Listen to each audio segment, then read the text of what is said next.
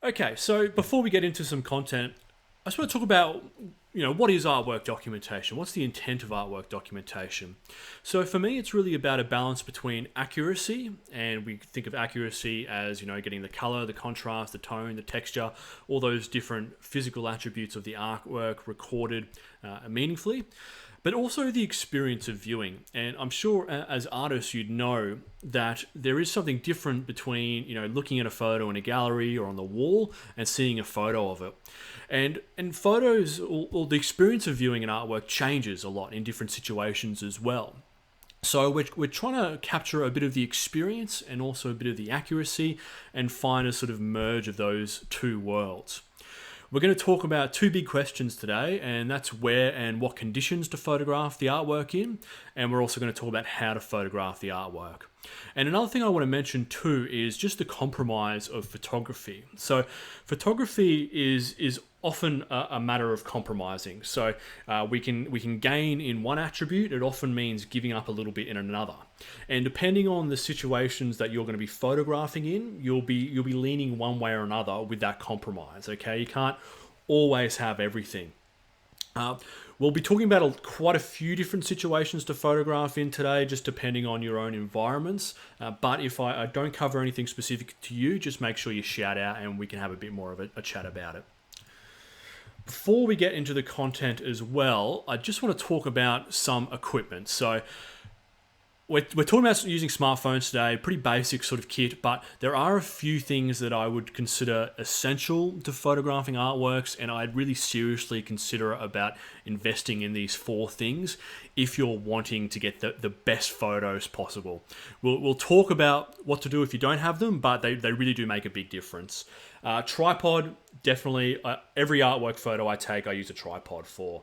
And I was having a quick look on Amazon before the class today. You can pick up a cheap tripod with a phone holder on Amazon for about 30 to 40 bucks. You don't need anything too flash, but that'll make a huge difference, particularly if you're photographing with artificial light, so photographing indoors with fluoros or something like that, because that's the trickiest situation to photograph in. Another thing is a grey card, which is, I'll show it when we get to this section, but it's a grey card that we use to calibrate the colour of the light that we're shining onto the artwork, and that really helps make sure that we get our colours represented accurately in the photo. A black sheet, I'm not going to tell you what that one's for yet, because that's probably my favourite bit of kit, and I want to save it as a surprise for when we get to it, but I literally don't go to a job without a black sheet. And then the last thing is a reflector. And again, we can buy dedicated photographic reflectors, but this is something you can just sort of DIY with a bit of cardboard or something like that too. So we'll have a look at a few of those things when we actually get to looking at the example of the thing being photographed next to me here. This is the Lightroom app, so just take note of this. It's called Adobe Lightroom Photo Editor if you want to get the whole thing. It has a camera, it has an editing portion, and it also has a cataloging system as well. We'll be talking about the camera today, and we'll be talking about the editing and the cataloging system on Thursday. And everything we're going to be talking about is the free portion of it as well, though you can buy a subscription to it. So, first thing we want to talk about, this is the big question we're going to answer today, is the location that we're going to shoot in. And within that location, we need to think about the light source, whether it's artificial or natural, the angle of the light source, and the brightness of the light source. We're going to talk about those things extensively in a second. You also want to think about the background. Definitely photographing on a clean white wall will be easiest if possible. So if you can find a space somewhere in your environment, whether it's at home or in a studio, with a white wall and a good light source, then you'll be golden. And you also want to shoot it in a relatively neutral environment too. So the thing is, we'll talk about the properties of light in a little bit, but what I mean by in the environment is light picks up the color of the things around it. Okay, so one thing I notice is I photograph in a studio quite regularly where they have this red carpet, and so when the lights bounce off that red carpet, red light gets reflected back, and that'll throw your colors off. Ideally, you want to have a perfect situation would be just like a big grey room, which isn't necessarily practical, but just consider that in your environment. Try and maybe cover up any really sort of bright, distracting colours before you start shooting. So, some principles of light, and this is, really sort of simplifying things a little bit, but it'll get us started. Brighter is better, generally. The brighter our light source, the easier it'll be to take a photo and the better quality image we'll get. We want neutral light, ideally, so we'll talk about the color rating of light in a little bit, but we want white light because that's not going to throw off the colors of our artwork, and those accurate colors of the paints or the drawings or whatever will come through in the image. We just mentioned about the light reflecting the color of the surface it reflects from, and also light travels in straight lines. We're going to use this Lart's principle when it comes to dealing with glare and reflection in glossy finishes on artworks. So let's talk about the first light source, which is natural light. And when I talk about natural light, what I'm talking about is sunlight and effectively window light. So using a window to light our artwork. Good thing about natural light is it's free, though it is a little bit inflexible because obviously we can't move the positions of windows, so we're a little bit limited to controlling the angle of the light in relationship to our artwork. It is typically the brightest light source you'll find though, without going to something like flash. If you have a really big bright window somewhere in your house or your studio, that will be perfect for doing most kinds of photography. It'll get you the best quality images, though that's really going to depend on what the environment's like. It also depends on the time of day too, so different rooms will tend to have different brightnesses and also different colors during the different times of the day. The best time to take photos with natural light is about the middle of the day. So if we're talking about color temperature and we go from sunrise to sunset, when we're photographing at sunrise, as you'd know, is very orange light. Okay, so that's about 3000 kelvins. And then at midday, we get up to about 5600 Kelvin. And white light is 5000 Kelvin. So if you're photographing at midday, that is close-ish to white light. And I would say anywhere from sort of, maybe 9 a.m. to sort of 3 p.m., 4 p.m., the light will be neutral enough to get you a good reproduction. Assuming that you don't have anything outside, like a big brick wall or something like that, reflecting colored light in through your window.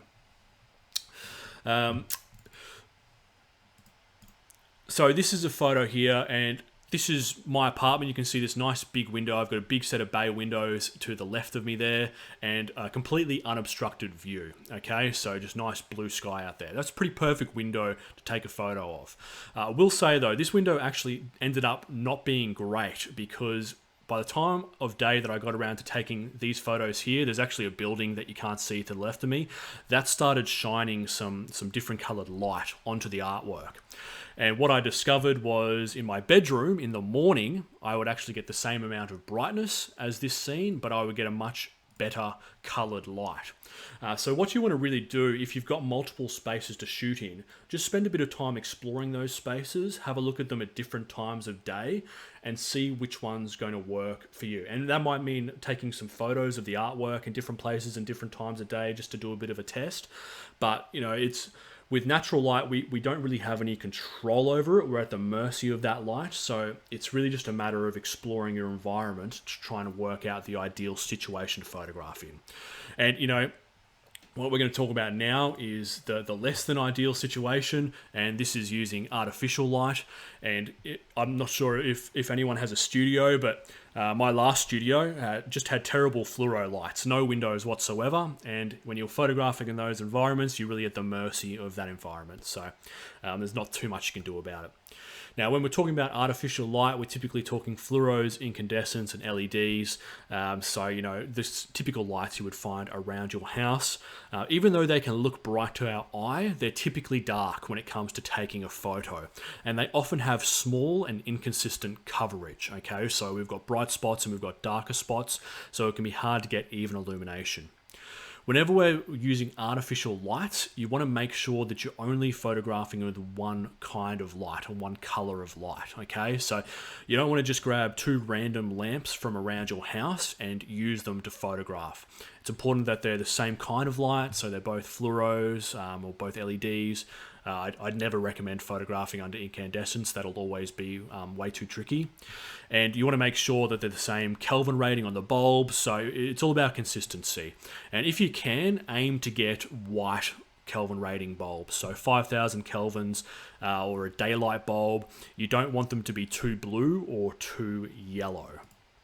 So this is a situation here where I've just used a couple of desk lamps to photograph this artwork. You can see we've got two of the exact same kind of lamp, both in the exact same position, same distance, same angle. One thing I want to point out is just have a look at the fall off of the light here. So lamps like this typically project a cone of light, which means it's going to be brightest in the middle here, and then the light will fall off towards the edge. And we can see this on the artwork itself too. So these bits of black here are a bit brighter than the bits of black down the bottom and the bits of black down the top. One solution to this would have been moving those lights further back, but moving those lights further back to improve the coverage would have also reduced the power of those lights. So this is where the compromise comes into play. Do I want to get a darker environment for better illumination, or slightly worse illumination for a brighter light source?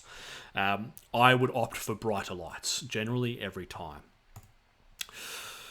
All right. So, if anyone's got any questions, feel free to stop me as well. I'm just sort of machine gun firing away here. I'll just check. No one's said anything in the chat, and none of you have yelled out. So I'll just keep going. Hey, we'll see where we get to. All right. So we're talking about the angle of light now, and we're talking about 2D works today. It doesn't sound like anyone's doing sculpture. We know that light travels in a straight line, and there's this rule in photography where the angle of incidence equals the angle of the reflection. And what that means is that the angle that the light hits a surface will bounce off at that exact same angle. So with 2D artworks, we typically have this as a factor, unless you've got really thick texture, like a Ben Quilty style painting where there's also a three-dimensionality to the artwork. Then this principle doesn't apply so much. But for flat 2D artworks, you can pretty much follow this as a rule. So we have two different kinds of finishes. We've got matte and we've got glossy. Both are reflective, but the glossy is more reflective. We have good and bad reflections when it comes to artworks. So everything is reflective, right? That's how we can see it and how we can photograph it, because it's reflecting some kind of light. They're the good reflections. The bad reflections are where you get these really sort of ugly glare and highlights in the image, and it'll show up as like big white spots and blotches and that sort of thing. That's what we want to avoid. So that's where it comes down to the positioning and the angle of the light source. What we ideally want is for the light to come from the side rather than the front, okay? People often think put the light directly in front of the artwork because that you've got even illumination and it's brightest, but that's going to cause reflections. And this is an example of that here, okay? So if I've moved those lamps more to the front of the artwork, you can see we've got these big, ugly highlights. This is what we want to avoid. This is a framed photo, and anything behind glass is going to be particularly tricky to shoot, okay? But we can get good results just by moving those lights more to the side, so that the light is sort of going more across the surface of the artwork rather than bouncing off it and coming straight back down the camera. This is something that artificial lights are good for because, particularly with something like lamps, we can move them. But windows, can't really do that quite as easily. And if you're photographing under something like a ceiling light, then you can't really do that quite as easily either. So, again, all comes down to compromise. It's really going to depend on what your environment like and what your shooting situation's like. Okay. Now, it's the same sort of deal with matte surfaces. Even though it's not quite as extreme as glossy surfaces, when we've got light coming from directly in front of a matte surface, it will still pick up those reflections, okay? So this photo here, light coming from directly in front of the painting. This photo here, the light's coming from the left-hand side. And you can see how much more vibrant those colors are in this photo on the right-hand side, a lot more accurate, those colors, and deeper contrast as well. So much nicer blacks and much nicer highlights there too. Even the wood has a nicer representation in this one on the right than the one on the left. So don't necessarily think only glossy, heavy varnishes or oil paintings or that sort of thing is when you need to worry about this stuff. Even with really matte surfaces, you need to worry about this stuff too. So we've got this situation here where photographing with a window from the left-hand side works pretty well for a matte surface. But what do we do if we're photographing with window light and we've got a reflective surface, okay? So this photo on the left-hand side here, even though we've got the window to the side, because windows just shine in and they're illuminating everything. They're illuminating the artwork and they're also illuminating the rest of the room. You're never going to block out reflections with windows and glossy surfaces just by controlling the angle. That's where your black sheet comes into play. All right, my favorite thing, this black sheet. Okay, and this is just something you can pick up from Kmart. All right, this is nothing fancy or photographic here. But what I have done is you want to go get a thick black sheet, and I'll find what I'm looking for in a second.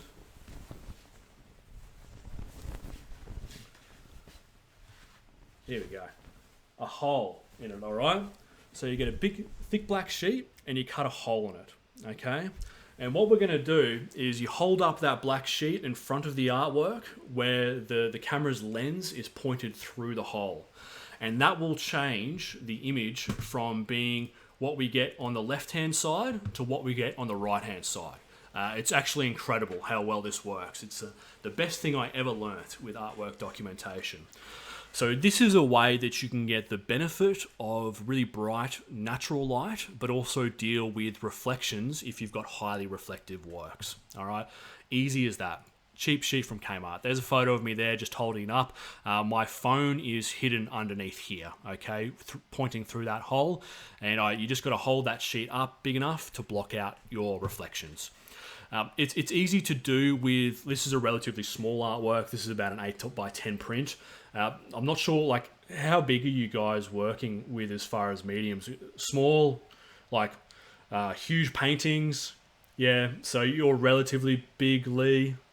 Like, the bigger the artwork, the bigger the sheet needs to be effectively. You do get to a point where artworks will be too big for it.